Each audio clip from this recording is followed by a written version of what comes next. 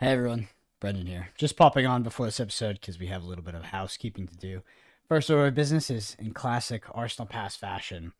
The numbers for Road to Nationals wins was released right after the podcast. So while I think we had some good takes, we were pretty spot on. We were definitely not right about Kano. I'll happily admit that. Just want to clarify that our opinions were made before the information came out. Nevertheless, I still do maintain my position that I make in this podcast in regards to Kano, its viability for something like the Pro Tour, and my considerations while playing it. That being said, the performance it had in the most recent Road to Nationals weekend was unprecedented, especially considering it's not really week one. Week one Kano is like this, it's kind of cliche, right? Like week one, Kano can show up, spike a few tournaments. Well, that already happened. Majin Bay made it to second tournament. Everybody had Kano on the radar. Nevertheless, Kano takes down 12, I think it was, 12 Road to Nationals, the most out of any hero. So yeah, we'll reevaluate our thoughts on the hero, I think, and the viability of the deck into a meta that is expecting it. And yeah, sometimes it just is like that. But I wanted to give you guys a heads up before you went into the podcast. Anyway, one other thing, I do want to mention this episode is sponsored by our friends at Magnolia Gaming, and they were nice enough to write out some copy for us. And I could have read it out for you. I could have told you that they're your one-stop shop for all things Flesh and Blood. If you're looking for booster boxes, anything in lead up to the Pro Tour, you can check out magnoliagames.com. They've got cold foils, gold foils, everything you need. And they're also at almost every single event. But I'm not going to do that. What I am going to do is tell you a story.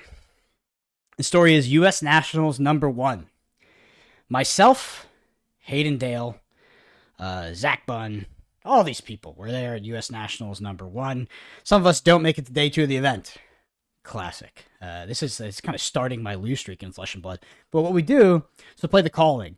And, there's a little person named Tarek Patel brought a Briar deck to U.S. Nationals. It was very popular. I think it was maybe undefeated in Swiss at this time. It's like, I want to play that deck. I want to play that deck for the calling. I don't want to play my shit Briar deck that I just lost with. I want to play the good deck. I needed some cards. And I didn't need some Majestics. I didn't need Plunder Runs or Channel Not Heroic. I needed yellow Ravenous Rabble. As you can imagine, there wasn't a lot at the booths.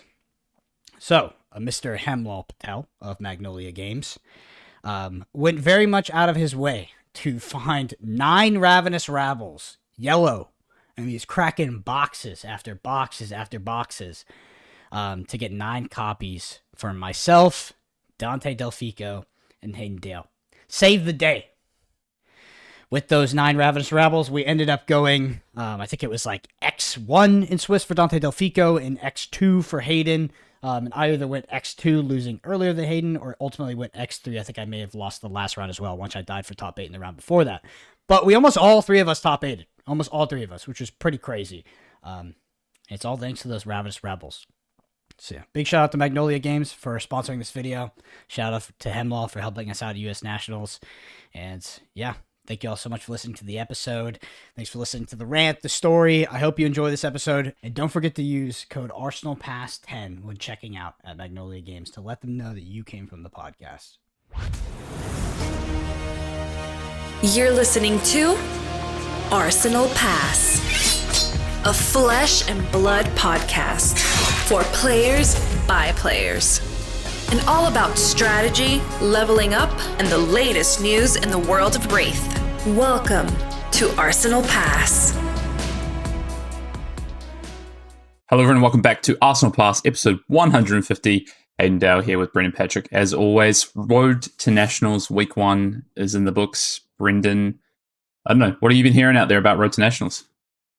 I don't know. I heard some good things in regards to... I recently saw Ethnic Smoke post that Kasai was giving him Icelander vibes. So I was like, okay, there's hope. There's hope in this format. Kasai's like that one deck on my radar that I haven't put very much effort into testing that I actually have faith in. Most of the other stuff, it's like, okay, I mean, somebody said this is good, but I really don't see it. Kasai I have hopes in right now. Other than that, yeah, mostly been sick, to be honest. I was down in Austin for the marathon this past weekend, but I didn't run. So yeah, no road to nationals for me. What about yourself? I've been away, so I've been traveling. So you can see beautiful hotel room behind me if you're on the video platform. Traveling this week for work. Last week I was back home in New Zealand for a friend's engagement party. So no road to nationals for me this weekend. I'm kicking off my road to nationals this coming weekend with a draft road to nationals and then a class constructed road to nationals. I mean, we're going to talk a little bit about kind of what we've been hearing and seeing so far, but it looks like a pretty interesting metagame. It looks, I mean, week one of road to nationals often, or even Pro Quest season, when a new set drops, we often see this kind of what you call it, like a settling of the meta. You know, what are the top decks? I mean, KO was the deck to beat coming into this weekend, right? But obviously Prism won the Battle Hardened the week prior. You know, it's interesting to talk about Kasai. I think Kasai is a deck I've also been hearing quite a bit about as well, and it sounds like it won a few road to nationals over the weekend as well. I guess I just have some updates from last week because we were like, okay, I'm testing Prism right after this episode and all these other decks we had queued up. Well, I tested Prism. I would love to hear how that deck doesn't get dog walked by KO. It was pretty bad. Like it was not close at all. And we tried switching up pilots on multiple people on Prism. It seems like the Prism, for me, at least in my experience, the Prism deck is, I guess, decently convoluted. So maybe we're missing something, but our experience with Prism was that it was not good into KO. And I don't think I would pick it into a KO dominated field at that. Yeah. I'm not sure. I'm really not sure. Like I haven't had a chance to play with Prism yet. It's not, to be honest, it's not high on my radar just from a point of what I'm interested about the deck. I've heard mixed things about that KO matchup. Obviously, you know, kind of the true pop account being a little bit lower maybe helps Prism. But you know, you still play a lot of natural sixes in that deck. And you can sideboard into more as well. So Prism also starts at Kano's life total with almost, right? Yeah, it's that's like, the tough thing. So Prism has like these figments that can come down and reduce those 6 attacks or those pseudo 6 attacks in KO down to 5, which can get rid of a lot of boppers. And on top of that, it can play Herald of Triumph, which puts it -1 even more. So there are some cards that get around that, like Swing Big, that are still poppers in every scenario, but nevertheless, like it can deal with poppers, I guess, to an extent. That being said, we're talking about KO here. KO is a deck that does a metric shit ton of damage, and that hero starts at 32 life, and it is not doing Kano level stuff. Like it's not, period. It is not doing Kano level broken stuff like with Aether Wildfire, and I think that the life total is too low for a hyper aggressive deck. Like KO that can output so much damage. And at the same time, if Prism doesn't find those key pieces, like doesn't find Herald of Triumphs on like the right turn, I mean, he just gets popped all the time. The deck does almost nothing. Like it's not great. It's interesting you refer to KO as a hyper aggressive deck. That's kind of not, I don't know, it's not really my experience. I think I meant to say it can output like a lot of damage, right? If you start at 32 life. Yeah, I mean, Cast Bones is a card. Cast Bones is a card, but also Swing Big. I mean, I guess hyper aggressive. You're right. Is not the correct way to put it because it does function a bit more mid range in practice. But I think in terms of the actual output of damage, like it's a lot. It's a lot of damage. It's consistent as well. Yeah, it's consistent. It's consistently a good amount of damage, I would say. We're going to talk about kind of as we get into the main topic of the pod, reflecting on Road to Nationals week 1. We're going to talk about some winners, losers, and kind of some. I don't know, some heroes that have stayed the course, I guess, and talk a little bit about what's kind of shaping up for week 2. But I want to talk a little bit about brutes in that regard because there's a brute that's surprised me a little bit, but we'll talk about that. Why don't we get into some news first, Brendan? Mm-hmm. Go for it. National Championships has more information has been released on National Championships. We now have the new ELO combined leaderboard out. I don't know if have you checked this out, Brendan? No, but I see that everybody hates it pretty much. Everybody's complaining. I think I misunderstood. I thought when they said they were going to introduce the overall ELO board, they were still going to keep the limited and constructed. I didn't realize they were just going to merge them and not keep the separate leaderboards. Did you know that? I actually expected that they would merge them. Yeah, that's what I expected. Yeah, for some reason I thought in my head it was like a third ELO leaderboard getting added because it's like, well, you know, got players out there who are limited specialists, constructed specialists. You still want to reward them, but yeah, I guess I'm still kind of processing the fact that now we just have this overall ELO ranking, and obviously that changes things quite a bit, just because of the fact that they've, you know, of course, gone back and calced everything, and that means that, you know, you might have been high in draft, a little bit lower in CC, that'll shake you out possibly somewhere in between, but not necessarily as well because of where you won or lost your elo. The elo board used to be combined as well. It actually switched after the Calling Vegas. They didn't give us any notice that was going to happen. For instance, I was at the Calling Vegas. My elo was very high at the time. And I went 5-2, made it to day 2 and decided to drop and play the battle hardened because it was not worth, I had no chance of top 8. It was not worth for me to put my elo on the line because the K values were pretty rough for me at that time. Everybody else was very low elo in comparison because I had played in the 2019, 2020 tournaments. And yeah, they just kind of swapped it randomly. And I was like, oh, that was completely useless because all my elo wasn't limited. So it wasn't constructed. Anyway, yeah, I just wanted to point now. I just wanted to point out that at one point it started out as a combined leaderboard, which is funny that they switched it back. I don't know. I like the change. I liked having the split leaderboards. I felt like you could look to those players in certain categories, whether it be the constructed side or the limited side, and kind of potentially. Yeah. What was the reasoning? Do you know? Like, I didn't read any of their posts. Was there like a solid logical reason of why they did this and why they think it's better for the game? The thing that I kind of saw mostly pointed to was around ratings-based event invitations as kind of the main reason to reward the combined players. But I guess kind of when it kind of popped up that they were going to make this change, it wasn't necessarily the thing that I was focused on the most. I guess again, I just kind of thought, well, okay, cool, they're going to add an extra third, leaderboard, this combined leaderboard, which they'll base invites off of, which kind of makes sense to me, but you'll still have limited and constructed, but not to be the case. I think that people are starting to realize that an elo system is, I say people are starting to realize, based off all the complaining I've seen on Twitter, it seems like people are starting to realize that an elo-based system like this is maybe not the greatest for a game with variance, which is what Flesh and Blood is, even though it's on the much, much lower end compared to other card games. Now, you see a lot of top players are like, oh, I top-8'd Worlds and I got 20 elo or something. And then I went 9-1 in a road to Nationals and I lost basically an equivalent amount of elo. And that is what it leads to. Like, we talked about this years ago at this point, where I think it was with it was either the second or third road to National season, due to both of our elos being inflated when they added road to Nationals and ProQuest as elo events, because they didn't used to be. They used to be XP only events. There was going to be, we were going to be faced with decisions where it would be almost strategically, it would be an objectively incorrect decision to actually play these events because you would almost guaranteed lose elo. And I think that people are encountering that same situation now. I mean, my kind of view since then has been it doesn't really matter. Just play the game, because the elo, I guess there is obviously invites, but if you're playing enough that your elo is high, you've probably got a bunch of invites from other things anyway. So I don't know. I do agree though. It's not a perfect system, and I think long term, I look at Magic, they use an elo system for 10 years plus, maybe even 15 years, and they switched to a high tier point system based on what level of event you played at, that kind of led to these kind of quote unquote pro points. But yeah, I thought that system was, I haven't played with it, right? I've only seen it in theory, but it looks, in my opinion, that system looks much more healthy and rewarding, but that's interesting. I haven't played with it, so I could be wrong. I'm sure there'll be things to change and come.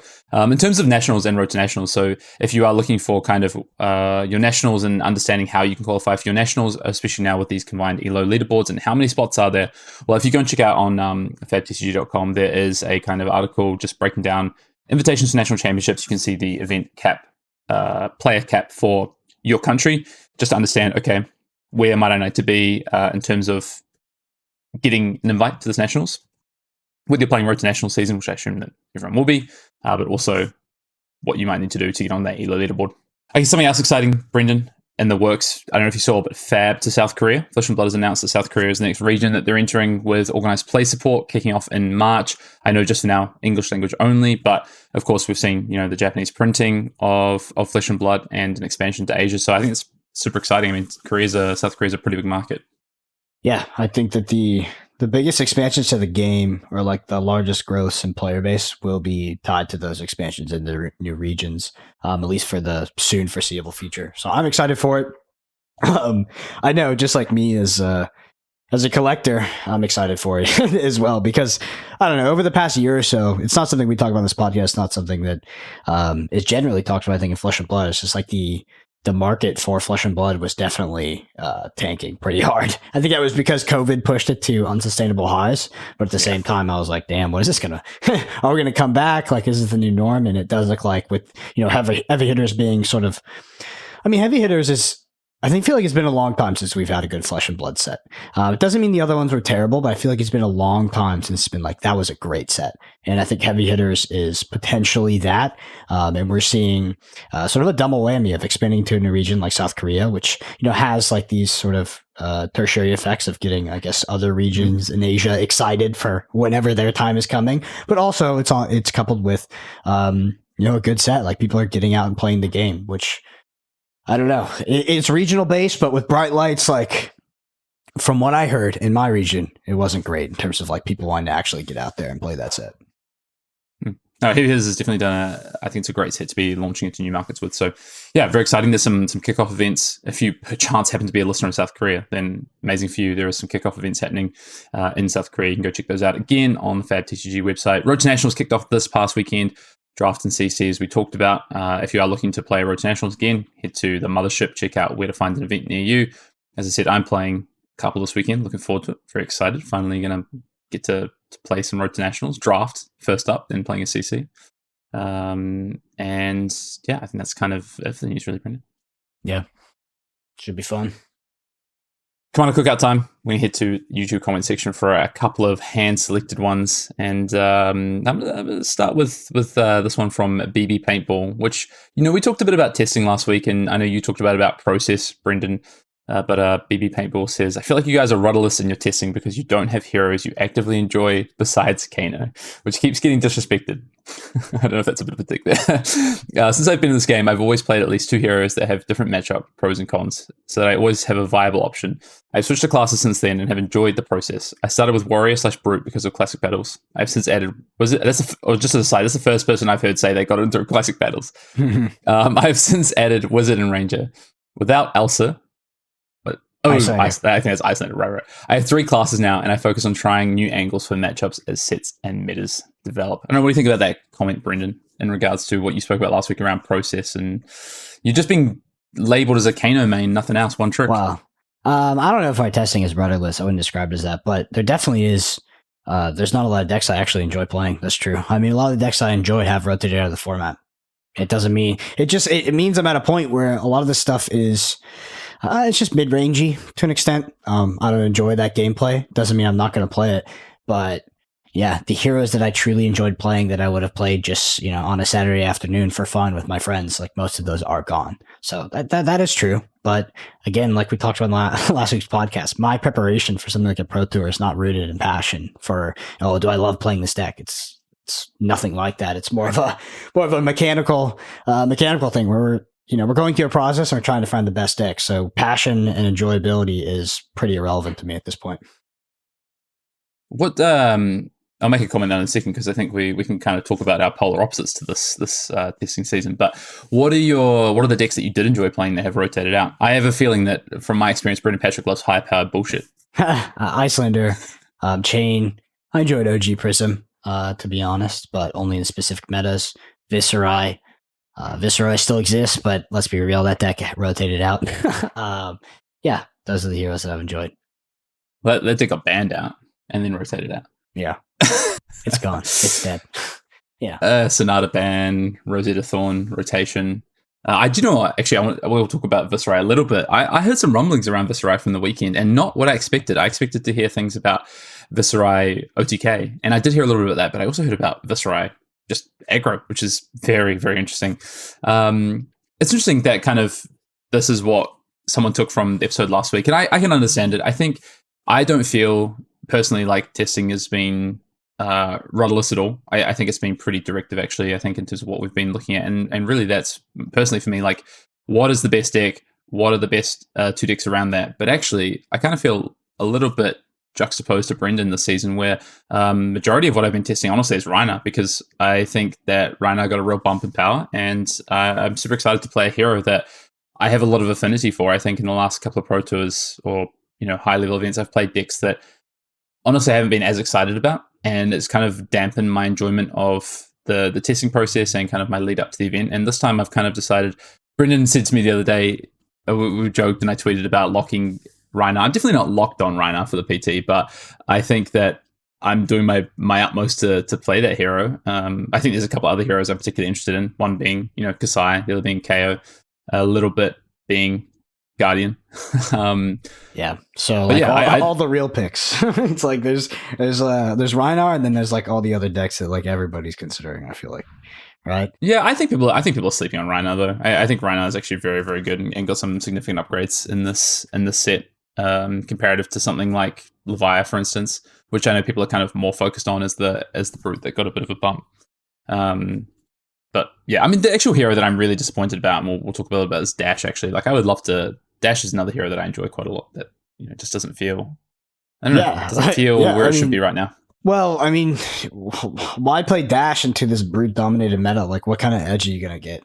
I think Dash had some potential game plans that could have been good into this metagame if Brute wasn't designed to be the class that just has a lot of item destruction. Like, it mashes it up. It's a non-zero upside of Brute. This you can just put a few cards in your sideboard that just absolutely dunk on some of these other Dash builds. So, yeah. I was also looking at Dash. We tested a little bit, and it's just like I can take certain archetypical versions of Dash that I want to play, but there probably is just another hero that does it better at this point, especially when we talk about Tree Frog. It's just like if I want to play Fatigue deck, Dash is just probably not the play at this point. I don't recognize decks that aren't real. Dude, those are real decks. I mean, bro, you're playing Ryan. No, I'm not gonna dog Reinhardt anymore. But Fatigue's a legitimate strategy in this format. If Dromai gets hated out by Brute, but I don't think it will. I mean, people are just still gonna. It seems like from what I saw from Road to Nationals, there's a lot of Dromai out there, which is crazy. I would love to see this Dromai. Oh, you guys don't know how to play the Kano matchup. You guys don't have your deck built correctly or not KO matchup. It's just like, I think that is just the ultimate copium at this point. Is it possible? Maybe. But do you want to play Dromai into a KO dominated metagame? This feels like no way to me, but who knows? Well, we'll talk about adapting metagames and where that might slot in. Let's go to Milan Pickney 5161. Do you think Vincent will get something great as Prism? Or as great as Prism? It would be fair when you think both of them are released in the same set. I think Vincent was at a much worse place than Prism. I'm guessing, prior to Heavy Hitters. I mean, I think that's very true, right? Like, I think Prism is the objectively, I think, better hero in terms of the two of them coming into this class constructed meta. Yeah. But I kind of said it. I actually, was on the InstaSpeed podcast a few weeks ago, and Flake was like, which class needs the most work? And I was like, Runeblade. Runeblade needs the most support and work. Like it's a mess of a class, I think. It got printed in a lot of sets. There was a lot of powerful Runeblades. LSS turned the tap off, and that class feels a little bit like a mess right now. A Light Illusionist, on the other hand, got a lot of, it's a loved class, so it did get a lot of support as well. I might be misquoting, but I'm pretty sure I listened to Brian on Flake's podcast say that he's pretty happy with Vincent. I'm pretty sure. I could be misquoting, but I think that Brian, like the designer behind, he makes a lot of decisions behind these kind of heroes, is pretty happy with where Vincent is, and might believe that Vincent is still in the place that people haven't figured it out. Interesting. So he's happy that Vincent is in the Riptide tier. I mean, that's fair enough, We can be happy with things that aren't perfect. It could just be currently in the Riptide tier. It might be a couple pieces away, but it is a convoluted deck. I don't think that decks exist anymore, especially not a deck like Vincent. So it's just like, I think if you make the argument that Vincent is not currently in the metagame because players haven't figured it out, I think that's crazy. It doesn't mean there's no sort of convoluted combo decks that exist in Flesh and Blood that haven't been discovered. But if you're saying a functional Vincent deck hasn't been created because people haven't tried enough or the Flesh and Blood community hasn't gotten there yet, I don't think that's the case. That could have been the case years ago, but nowadays, I do think if Vincent is making zero impact on the metagame, it's because he's, the way that it makes sense to build him is just fundamentally underpowered. Yeah. I mean, look, there's a world where everyone cuts Arcane Barrier 1 because they feel like, I'm just giving up the Kano matchup or whatever. And, why play Arcane Barrier 1? What's the point? And then Vincent rocks up with this kind of semi-combo based build that just throws room chance at your face and plays efficient defensive cards. And you die, right? Like, Yeah. there's worlds where these decks can exist. Are they real worlds? I don't know. Like, maybe not, but maybe that's where Runeblade has been relegated to after its dominance. It's just a really shit wizard deck. Oh, definitely. Now. Yeah, it's just like they're happy with that. It's just like it has the wizard thesis for its position in metagame. It's like, will people have Arcane Barrier or not? But it's just way worse because it's like, will people have a single instance or no? And yeah, they'll probably have a single instance because it's just printed on regular pieces of equipment these days, or like functional pieces of equipment. So I think there's one thing I can say to this question from Milan. I think it's that we are getting, we've seen 3 years of cycles, and I think it really, really kicked off with the Ranger treatment, right? In terms of, these heroes and classes that have been maybe a little bit underserved or, not being at the top tiers of the Flesh and Blood meta. Alice is coming to the party and wanting to really shake that up and change it up, change the dynasty as we go. And, then of course we've seen Brute recently, maybe even Light Illusionist a little bit coming back around. I think at some point Runeblade is going to have that time in the sun again, right? Like we're going to see cards printed. We're going to see heroes that, whether it be Vincent or it be new heroes that operate on different axes, something that comes in for Viserai, then pushes Viserai across to the Living Legion, for instance. So I wouldn't say that, we're not going to get something. I just don't know if we're going to get something soon, and it might not be for Vincent either. That's all. Yeah.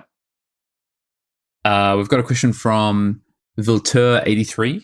Victor/Bravo. Bravo seems better. Seems to start better, but Victor is stronger mid-game. This is in reference to, you really breaking down why you think Victor is the superior hero right now. And there was another quite long comment that I know you replied to in the YouTube comments as well about kind of the math equation that you'd pulled behind Victor and average card value and why you felt that was really strong. I don't know if you want to kind of rehash that quickly. Yeah, somebody's just like, why is like Victor better on the math arguments? Like, because the shield, like, so metagame brutes aside, the shield is basically a 0 for 5.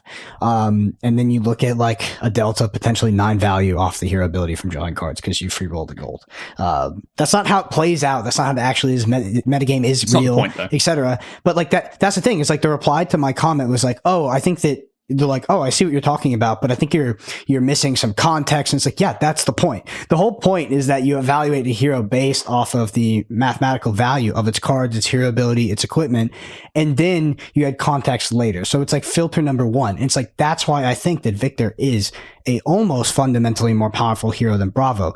But you add the layers of metagame into it, Bravo having relevant on hit effects for specific heroes that are popular. It's like, it is possible, but it is not the first layer and the first filter we go through when evaluating the power level of a hero. It doesn't mean we ignore Bravo and then we're just like, Victor is, I'm just determined that Victor is better. It's just like when I'm trying to figure out if a hero is worth my time at all, if it looks like Bravo, looks something like Bravo, where its hero ability is effectively blank in the value consideration of how to look at Flesh and Blood, it's like it just gets put on a lower tier than potentially something like Victor, where it's like, oh, I can basically get 9 value off this hero ability. The shield I can have is something like 5 value. It's like, I should probably test this first.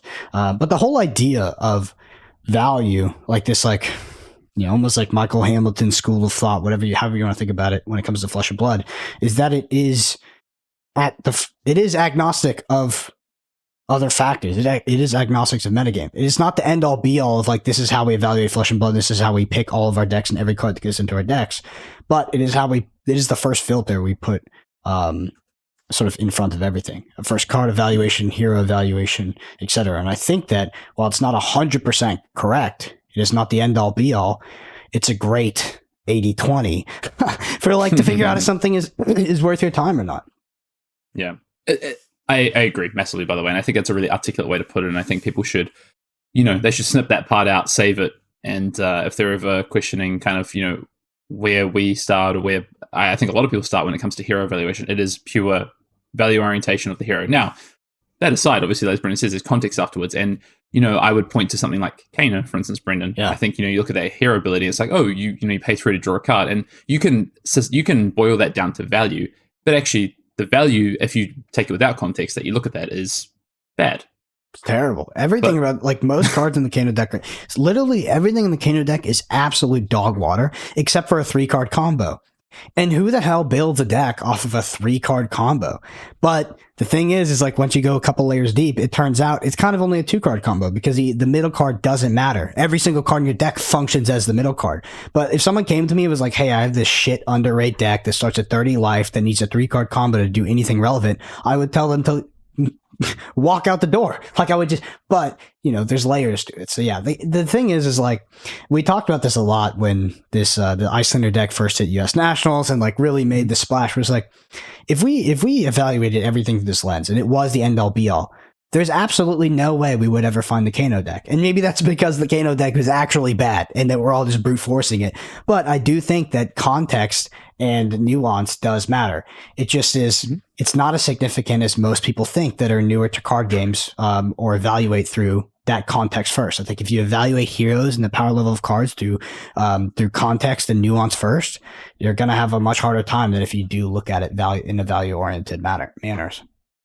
Yeah, and I think that really what it goes back to is the fact, something that we've talked a lot about, we talked about with Brian as well, is that consistency and kind of base level value is typically going to prevail or typically be in a better spot. And that's not meaning always, right? And, it could be 80-20 like Brendan says, it could be 70-30, it could be 60-40, it could be 90-10. But I think majority of the time, like I think it's pretty safe to say at this point and where the game is that value piece or just pure numbers is going to get you a better outcome. Now, you know what? It's actually, I think it is starting to shift and we're seeing some decks with real power spikes start to move. I look at a deck like Bolton, right? If you took that, as you say, Brendan, at face value, that is like negative value, right? That is one of the worst value heroes. But Bolton's pretty reasonable right now. And there's a reason for that. It's synergy, it's power level, and it's context of the metagame. So yeah, and what I do, so like when we have heroes like outliers like that, whether it's Bolton or Kano, that really do not do well in this value paradigm of Flesh and Blood,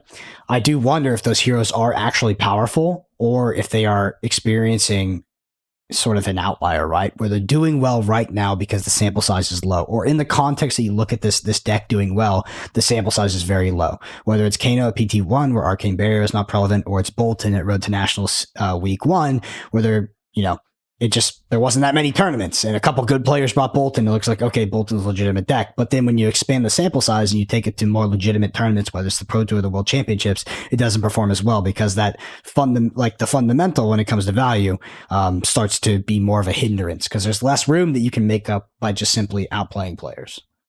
The problem is you can never get to a big enough sample size with controlled variables in Flesh and Blood. So you kind of have to take a lot of contextual data, which I think repeat results is that something like Kano, for instance, it's won multiple nationals. It's it's showed up at top 8s and nationals and callings and things like that. Battle hard and Let me ask you a question too. Like, I'm just gonna answer this question as like blatantly. I'll ask you sort of outside of, is Kano a good deck in Flesh and Blood? You want me to just apply whatever meaning for good that I want to? Yes or no? And yeah. I would say no.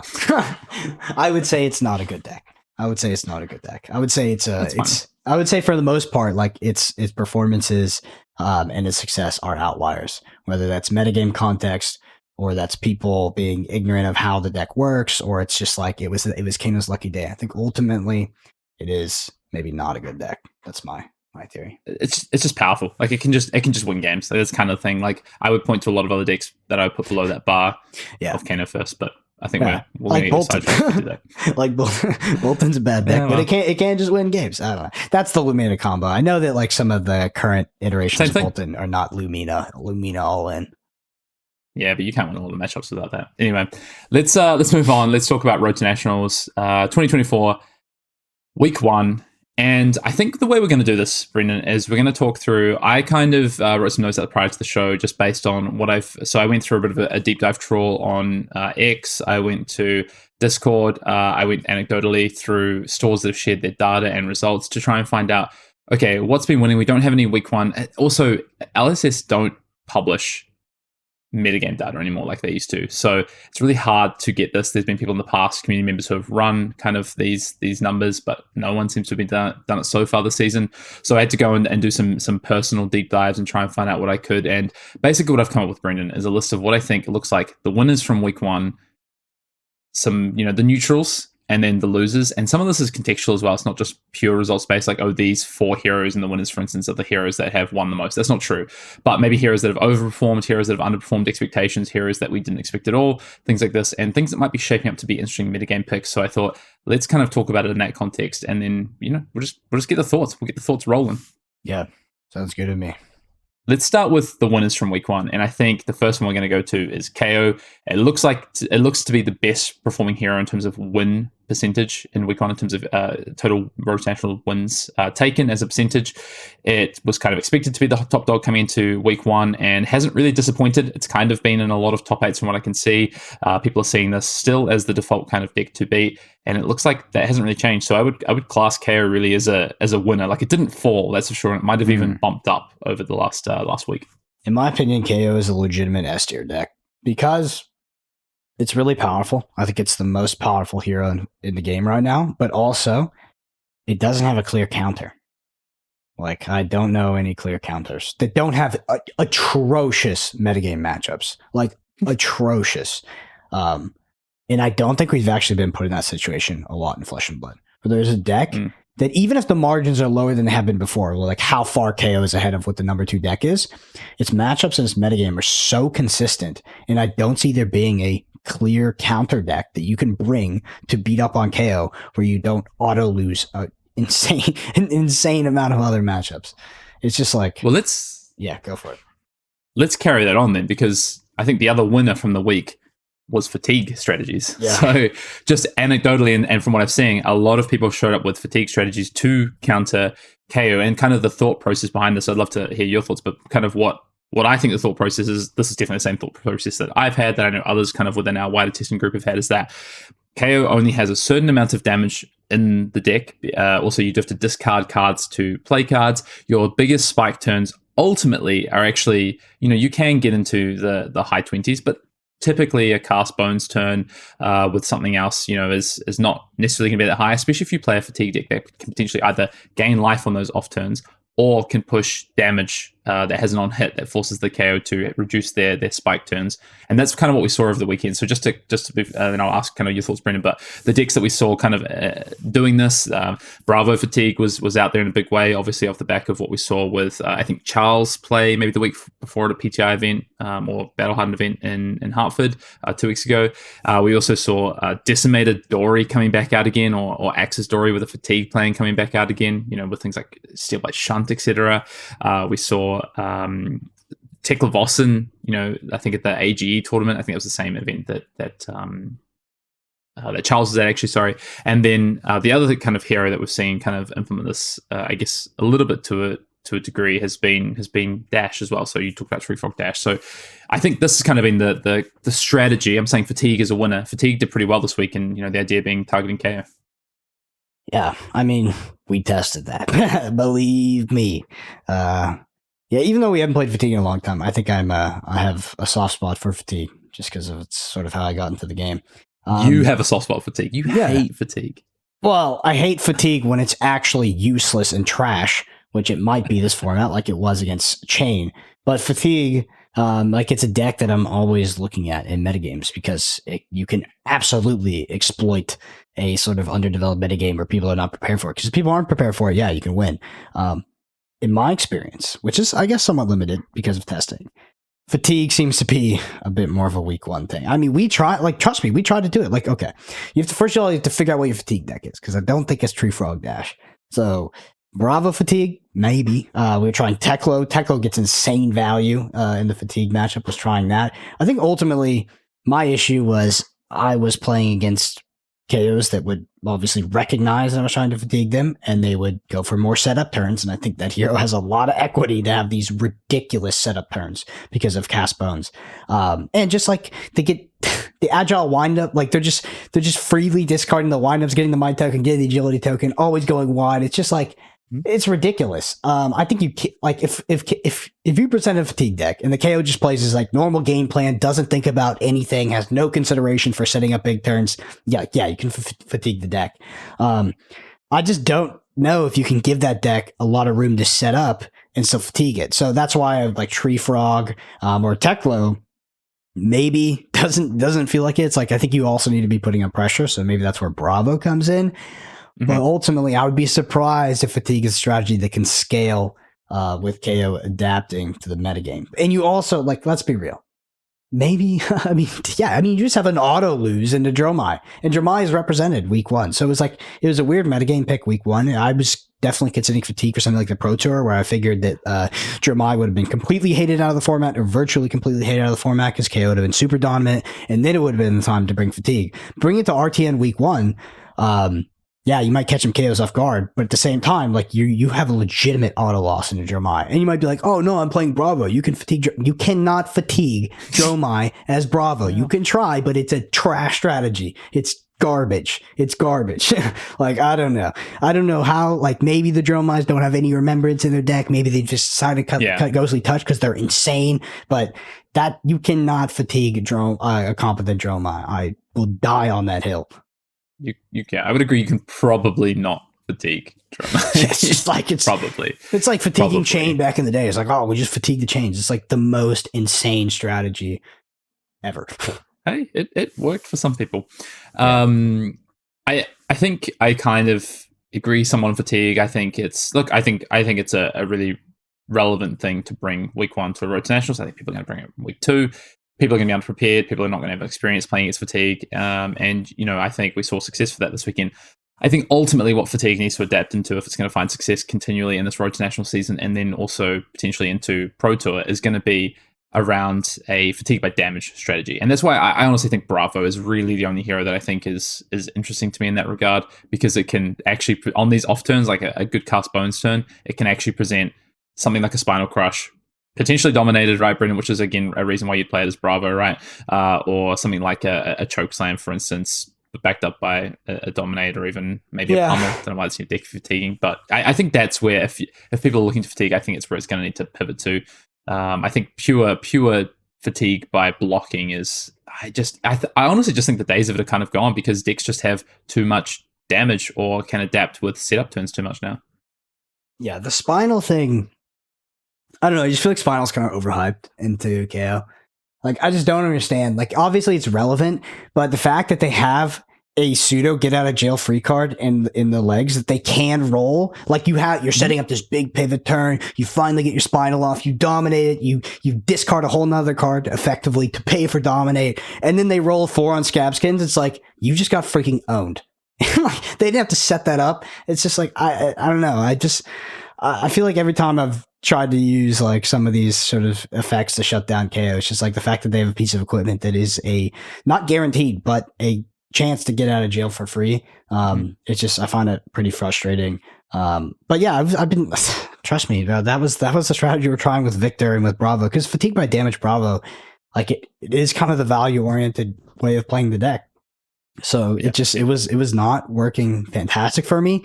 And that doesn't mean that like every time I played Victor or Bravo into KO I was losing. No. I have similar results. It feels not favored. I have similar results to some people out there that, like, but I go on Talishar, I beat every freaking KO. Every KO. And I'm like, okay. And then I go to testing and I just get my ass kicked. And I'm like, okay, that's just how it seems to go. And like, that's where I draw my conclusions from. Like, I think it's possible that you can fatigue them. I think you can beat them with Guardian. I just ultimately, I come away from all of the testing just being like, this doesn't feel favored. And I don't want to play this deck if I'm not favored into the most popular deck in the metagame, because I have other blind spots in the metagame. Like I'm playing Guardian into Dromai. It doesn't feel great.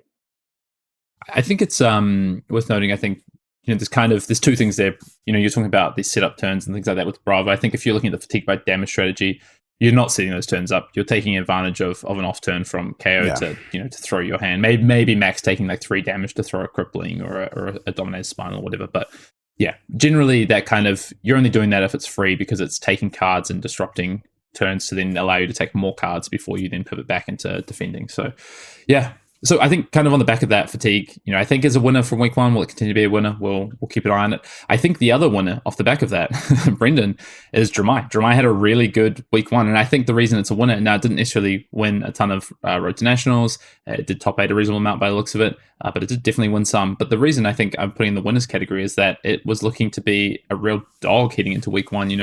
Kind of the metagame in Hartford, it was the most played or second most played hero in the Battle Harden. Flipped to Liverpool the week later, it's like the 10th most or 8th most played hero or something, because people are seeing how bad the meta is potentially for Dromai. We head into Road to Nationals week one, and Dromai actually has a pretty reasonable time. And I think we can speculate as to why that is. I think it's fatigue decks showing up. I think it's a diversification of the meta to a degree in Road to Nationals. It's about regionality to an extent as well, and I think it's about players who know Dromai choosing to pick up and play Dromai. I don't necessarily think this is an indication that Dromai is a good spot in this metagame, though. Yeah. I mean, bro, when it comes to that, I really don't know what to tell you. We test with a good amount of players, and we're testing ourselves. And I haven't heard a single dissenting opinion that Dromai is good into KO. I heard it at day one. You did hear it. Yeah, day one, day two. There was a couple people, and I mean, some of the best Dromai players in the world were like, "Yeah, it's actually fine." Their opinions were quickly changed. You were making fun of me. I remember that. I remember said, no way Dromai has a good matchup to KO. And then someone quite renowned on the old Dromai hero posted saying, I've been winning against KO and testing 6-1. And then Brendan says, and I quote Hayden Dale, yeah, Dromai cannot beat KO. I'm going to tag you because I need you fuckers to figure it out, because I'm tired of getting like the polar I thought opposites. you were trying to... No, I thought you were trying to say that I was wrong. I was just trying to point out somebody's freaking wrong here. Somebody needs to figure this out, because you guys have the opposite opinion. Anyway, we came around to this, like, it's not good. It's really bad for Dromai, basically. Look, I think there is probably ways to make it not terrible. Doesn't mean it's going to be good. But I think the thing is, where Dromai goes next is how big is KO in this meta? Like you talked about there not being a really clear counter yet. We're going to talk about some other decks that are shaping up as decks that have reasonable matchups into KO, if not good matchups into KO. But I think we're going to end on a very particular question. But what does that mean for Dromai? Is it enough that Dromai can prey on those decks and have a place in the meta? Like, we always talk about level 0, 1, 2, and 3, right? Level 0 is like the best deck in the format. Level 1 is a deck that can target the best deck in the format, right? And level 2 is the deck that targets the best deck in the format, right? So, potentially Dromai is the level 2 deck, right? Potentially. I'm not saying it is, I'm just saying potentially it could be. If I just took all the results of what we're seeing so far from week 1, I would think KO is level 0. Level 1 is potentially fatigue by damage ores, these decks that can control kind of damage output, which there's another hero I want to talk about, which maybe isn't necessarily a winner, but is maybe a neutral. And then that could mean that Dromai is level 2 potentially. So I don't know. Yeah. One more winner. Kasai. Kasai had a pretty good week, especially off a couple of really strong performances in the Battle Hardens in Hartford and Liverpool. And sounds like a reasonable number of wins for Kasai, plus some top 8s for Kasai as well. Kasai is an interesting one. I don't really know where Kasai fits into the meta. It kind of feels almost to me like it's KO adjacent, like it's just strong in general. It has good value game plans, but I don't necessarily know like what its best matchups are and what its bad matchups are. I don't even know if it has a good KO matchup, honestly. I'm hearing like mixed things about that matchup. So, but it seems like Kasai had a fairly good week 1, all things considered, considering it was kind of maybe sitting middle of the pack in terms of what people were interested in or what people were talking about, but ends up having, a reasonably strong week 1. Yeah. Kasai's like my last true blind spot in the metagame. Just haven't gotten around to testing it, mostly because I've been sick. But yeah, so if what you said was true, which is like, it's KO adjacent, good power level, I would rather be on Kasai a million times more than KO, because I know if I bring KO, there's a target on my back.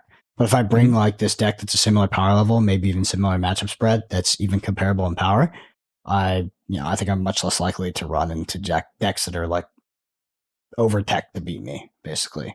So Kasai's like my last true hope in this metagame, to be honest. I mean, I heard Dorinthia is pretty good. Like, so yeah, I've heard Dorinthia is pretty good into KO. Because KO can't just be like dumping its hand to block the whole time. But I try to bring it up in a testing group, and people just won't let me unironically talk about Dorinthia. You should keep pushing it. Keep pushing, yeah. I don't know. I don't really have faith in it, to be honest. But I just want to find a deck that's not KO. I want to get. It's like this meta reminds me of Pro Tour 2, Leal meta with Briar, and I want to just find a deck that's not Briar. Yep, that's it. Let's talk about the neutrals, and let's start with Dorinthia. I think Dorinthia, had an okay showing this week, all things considered, from what I've heard so far. I'm not sure if I haven't heard of a win at a Road to Nationals for Dorinthia, but I have heard of multiple top 8s and a lot of different builds, and people specifically trying to target KO, whether that be with decimator builds, with axes builds, with just typical Dawnblade builds. And I think some of those builds, I think there's like two kind of schools of thought there from what I've seen of Dorinthia so far. It's like, kind of similar idea of being this fatigue deck that kind of just has too much like defensive value and can fatigue by damage in the in game, versus these kind of decks that are like, okay, well, you don't defend that well, and I have a Dawnblade, and if I can stack counters, like I just deal the most damage, and I'm going to do that in a way that means that you can't beat me. I think that way is more interesting to me, honestly, because I really don't think that Decimator Axe Dory is good. I don't think that deck's ever been good. But there's been some upgrades, and I think Dawnblade Dorinthia potentially has a spot in this meta as just a deck that goes, well, if you can't defend well, because really, if you force KO to start to pivot into any kind of defensive cards, outside of even once you put No Fear in your deck, they're diluting the power of their cast bones turns. They're diluting the power of any kind of like wind up hands. They're just diluting their power. So if you force them to do that, you're going to have a better chance at beating them anyway. And then if you just have a deck that's set up to either push the damage or trade value with them, I think that's good. I honestly think that's a good place to be. Yeah, and then you run an all-in Dawnblade Dorinthia deck into a fatigue deck, and you actually auto lose, I assume. Okay, but like, that'd be fair. One, right? If you actually could beat KO, yeah, fair. I'd be down to do that. I 100% would bring that deck. I just don't know. I just don't know how much better Dorinthia is than KO at this point. Mm-hmm. I think that's the reason, though. So, other neutrals, I think Brendan, that we're kind of seeing. I think Prism, obviously coming off the back of a Battle Hardened win the prior week, sounds like a number of top 8s for Prism, maybe even a win or two in there as well for Prism. So sounds like, maybe is as real as people have kind of been touting it to be. It's obviously powerful. How much that continues to be the case, obviously, are we going to see Prism do the Prism of old, where it continues to kind of put up played numbers, but the conversion is bad? I guess we'll see. But, this Prism has an interesting spot in the meta. Maybe it's a case of you're dodging everything not named, you're dodging everything named KO, but you're pretty good into everything else. I'm not sure, but Prism had a fairly good week one.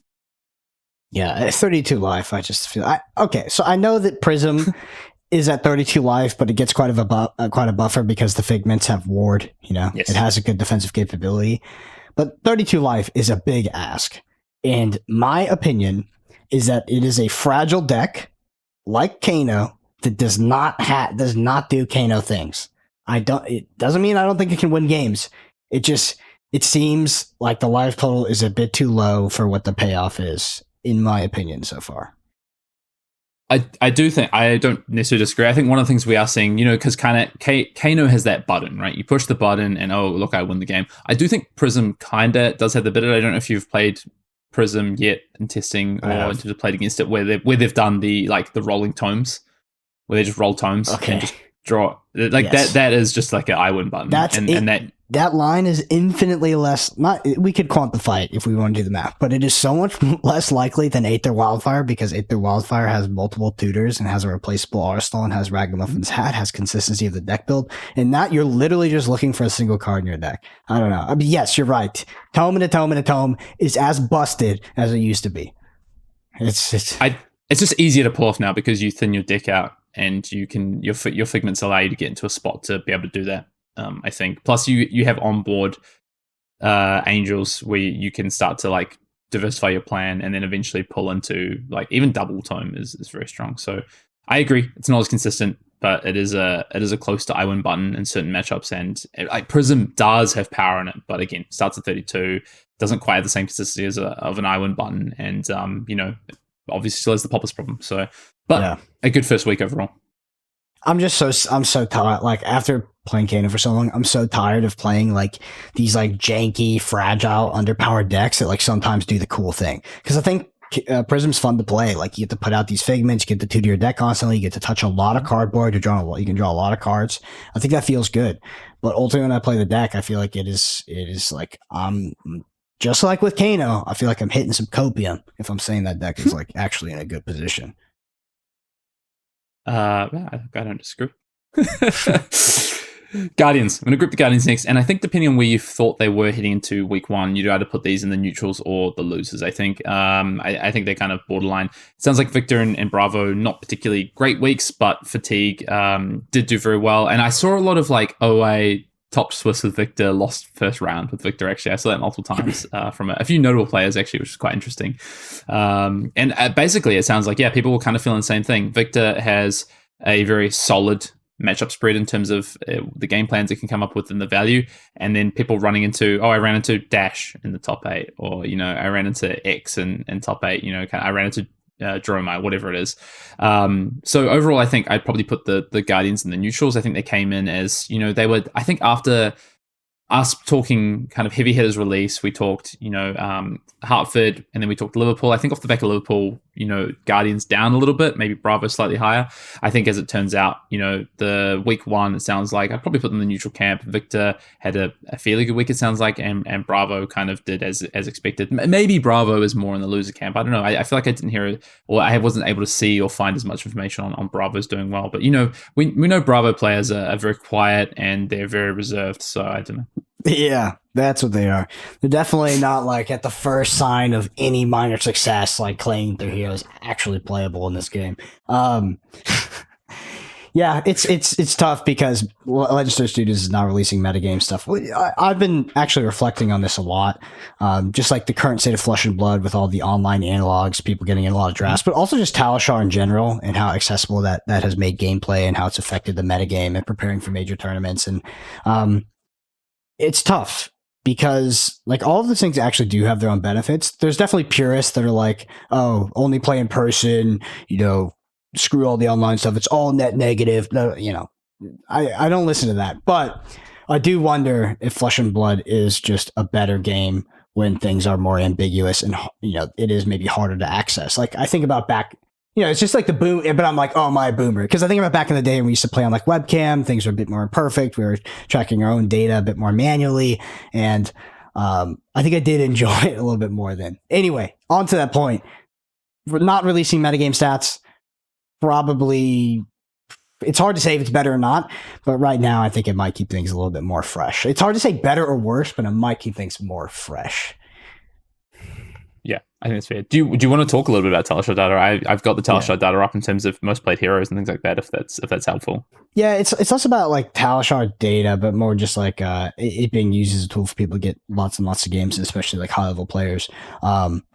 Not related to what you were talking about, but I do think that Legendary Studios, especially if James wants to go out there and say he wants to be a $1 billion revenue company, they are absolutely leaving an insane amount of money on the table by not doing anything digitally. Yeah. Because like the game, like Flesh and Blood is a digital game. Period.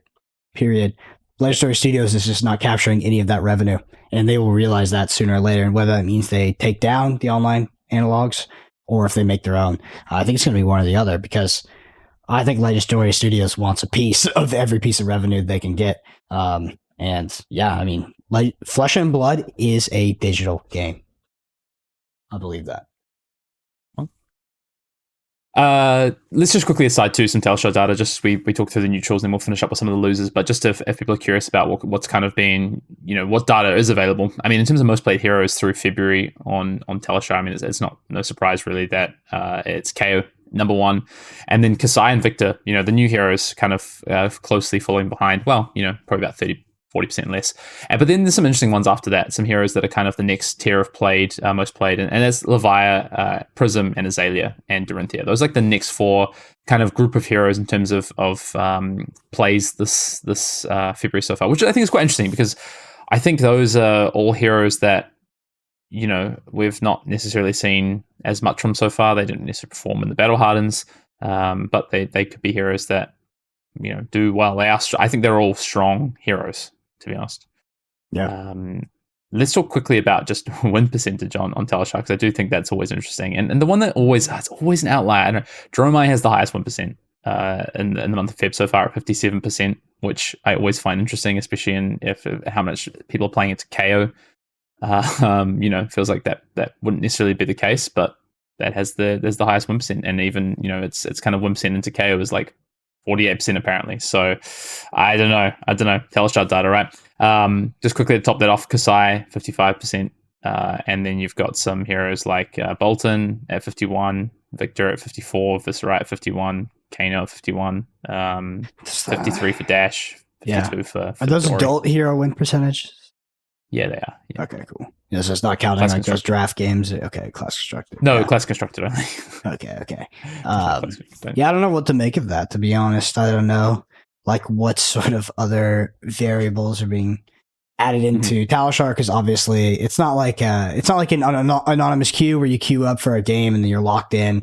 Like people kind of get to choose what they play against as well. Yeah. Like if I was playing Dromai and I wanted to, test the hero and I've already gotten my ass beaten testing a few times by KO, I'd probably write no KO because it's the most played deck. So there's I don't know if those factors accumulate enough to be relevant, but there probably are other things going on that contribute to that data. Yeah, and there's things like, people using this platform for testing with their friends on specific matchups and things like that as well, right? So there is that piece to it. Let's talk a little bit about the rest of these neutrals quickly. So we've talked about the Guardians, Prism, Dorinthia. Let's talk a little bit about Azuri. I think this one's particularly interesting. Azuri seems like a hero that might potentially be placed well to attack a KO metagame. I was surprised to see less than I expected from Azuri over the weekend, and it's hard to know whether that's results based, like people did play Azuri, just didn't do well, but people traditionally, Azuri's kind of been underserved, right? And hasn't necessarily had the results. Obviously won a calling back end of last year, but hasn't necessarily been the best positioned hero, especially with Lexi leaving. The story or the analog was like, well, Azuri's best matchup is gone now, so that hero just kind of falls off a cliff. But potentially a new best sort of position for Azuri is in a KO meta. Yeah, I mentioned that there was that Kasai was the last deck I'd hoped for. I will admit that there is a sprinkle of hope for Azuri. A sprinkle, but I haven't tested it yet. Sprinkle. Fair enough. Yeah, I want to get in some games with Azuri. I have this real problem. I don't like Azuri. Just as a fun, I don't like Assassin. I think it's my least favorite class in Flesh and Blood, so I really don't want to play Azuri, but definitely need to do some testing with it. Yeah, I mean, I've been testing a lot of things I don't like. It's just like Flesh and Blood is just a bit mid-rangey right now, which is that might be fantastic for a lot of people, but I'm not a big mid-rangey guy. Just tossing back damage. I don't love mid-range mirrors necessarily. Yeah, Bolton, Kano, last two on the neutrals list in terms of their weeks.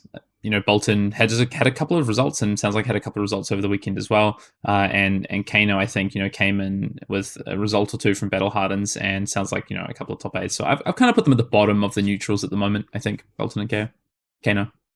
Yeah. I mean, what do people want me to say about Kano? You've already said it all. So. Yeah, I've said it all. I don't think that it is particularly well positioned. I don't think that the KO matchup is particularly good either. I think KO has access to, it's abundant amount of resources. It has what I would call cheap access to Arcane Barrier, but then also Kano starts at 30 life. Doesn't take a lot for KO to present 30 damage. I'll tell you that. The margins are thin to find that combo. And Kano does nothing outside the combo. Virtually nothing. Maybe you hit a Sonic Boom and a Sonic Boom one time. But outside of that, that deck needs to find the combo. And if there's this deck that can present a lot of damage, has cheap access to Arcane Barriers, the most popular deck in the format, just not great. Fear. Yeah, and then you also have Dramai, who Dramai is very beatable, especially the Redline list. But the Dramai player goes turn 1 Dramai. Tomultai. Yeah, I mean Tomultai. Yeah, that card should not exist in Flesh and Blood, by the way. Tomultai is just a terribly designed card, and just leads to all feels bad situations. It's not fun. It's terrible card, terrible design. But yeah, it's just Dramai is a whatever. There's all these matchups with Kano are just they're not consistent.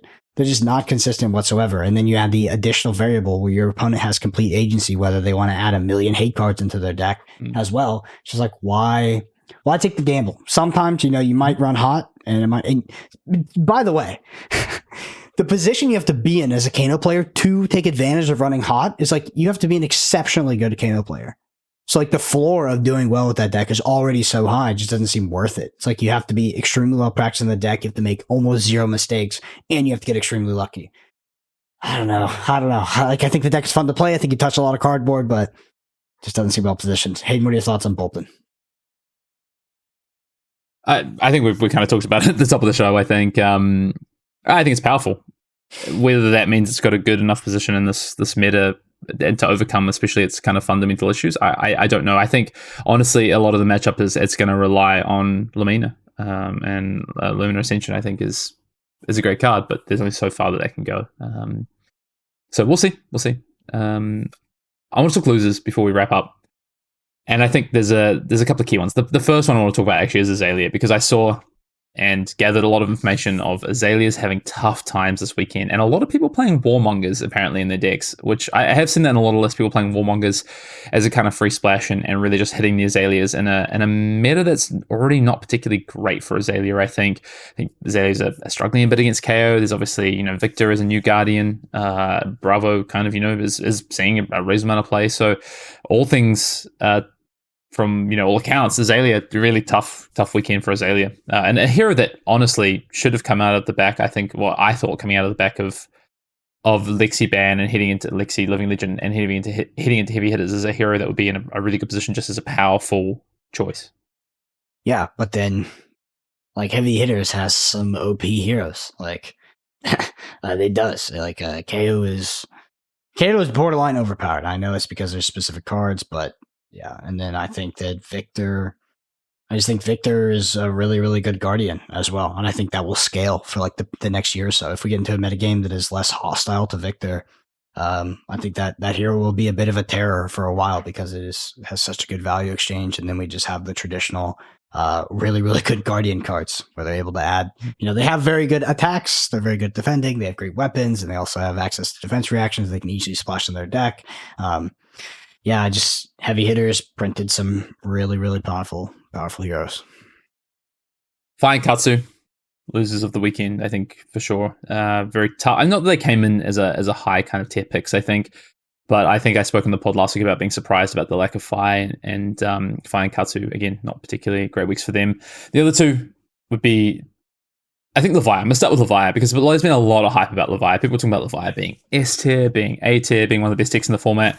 And from what I've heard from week one is that Leviah not particularly putting up the results that people were maybe promising or thinking. And honestly, it just seems like a lot of that is off the back of the fact that still does Leviah things and still has Leviah problems of, losing to itself, putting itself into positions where it has to play specific ways and the opponent being able to punish that. And honestly, outside of yellow agile windup, I don't think that deck's gotten a lot.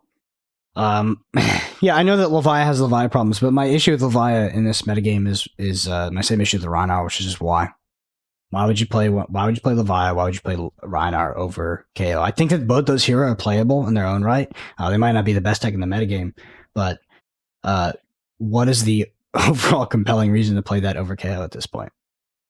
I think for Leviah, it's damage output. Damage output in Leviah is higher than KO, but it's less flexible, and it has a much tougher time in the in-game than KO. And then if you want to ask about why play Rhinar, well, I think it's defends better. It just defends better. If you want a deck that can defend better than KO, then it's Rhinar that has an in-game combo. One of these days, I want you to be honest and just answer be like, because it's cooler. That's why you play Rhinar. I mean, it's obviously cooler. It's cool. Yeah, obviously it's cooler. You're just cooler if you play Rhinar. But I think the decks that kind of come out of these next few weeks are going to have to present some form of on hits and pressure, and Rhinar just deals better with that, and also deals better with fatigue. It deals better with in-game situations than KO does. Not just saying it's more powerful, but that's kind of what I think is appealing about Rhinar right now. And then I think lastly, Dash. I think Dash, again, should have been in a particularly good spot, but whether it be through a combination of the brutes, a combination of just everyone, kind of sitting in this mid-range and Dash not being able to flex like it usually does to either a more aggressive or a more defensive plan has hurt Dash in this first week. I think that'll change, honestly. Dash is just so versatile that I think Dash can never really truly be bad, honestly.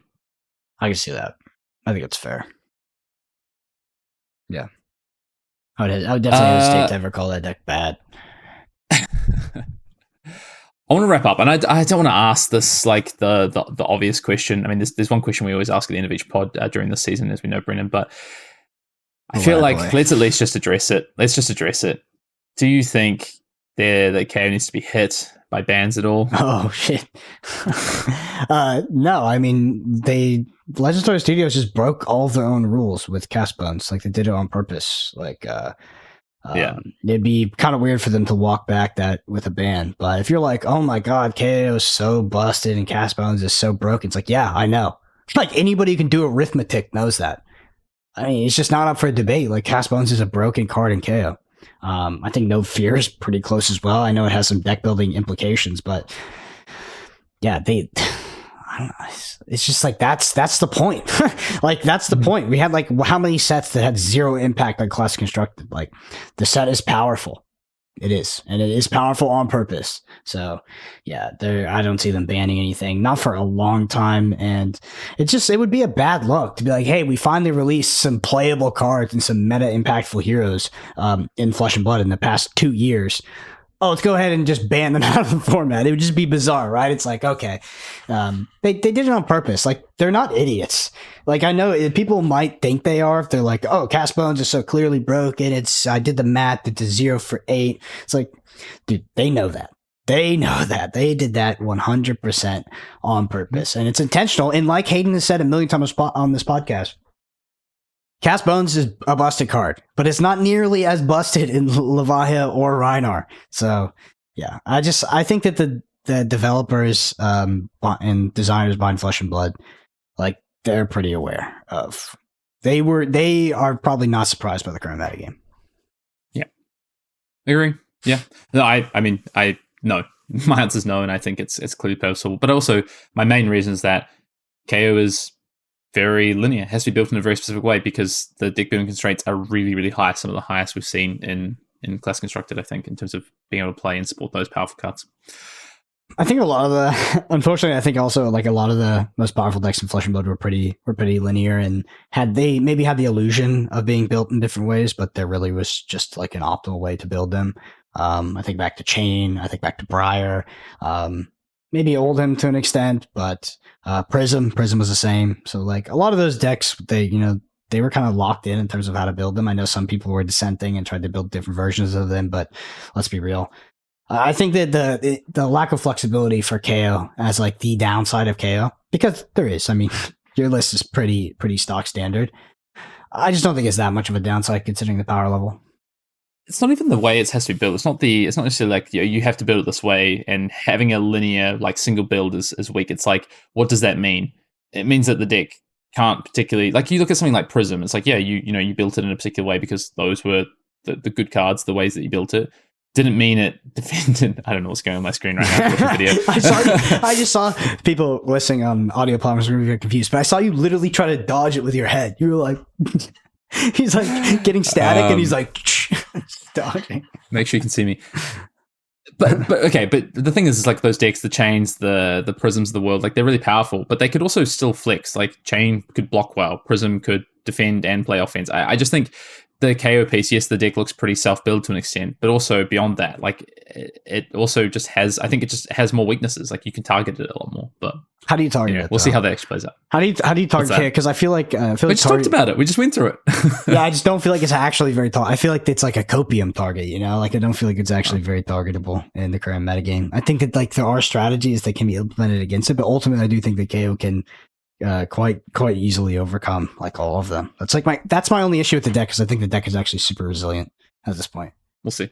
I don't think it's as powerful as some of those other decks. So I don't think that's also. Are there any clear counters you think in the metagame for KO? Still need to do testing. I think I can't say directly clear, but I think there's looks like some solid ones. Yeah. All right. We should talk about.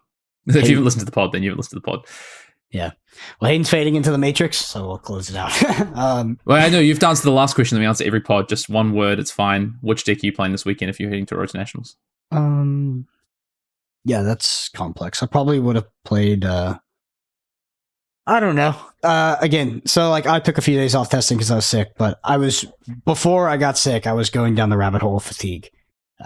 Like that's the strategy I was implemented in because I didn't know everybody else was thinking about that strategy. I actually didn't, so I was surprised when you're like, "Oh, fatigue was like a big winner." I was like, "Okay," but yeah, I would love if fatigue was a good strategy for the Pro Tour because then I could just find my 60 and just go sit on a beach, drink some wine, and chill, and just fucking block people.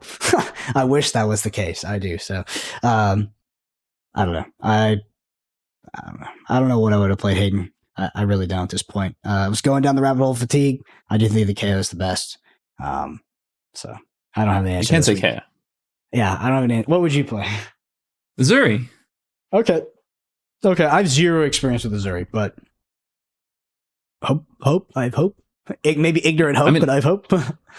That's the deck that I think like looks the most interesting to me this week. I mean, I'm not going to play Azuri. I'm going to play Rhino. But what I'm saying is, yeah, I think Azuri looks like a potential interesting pick.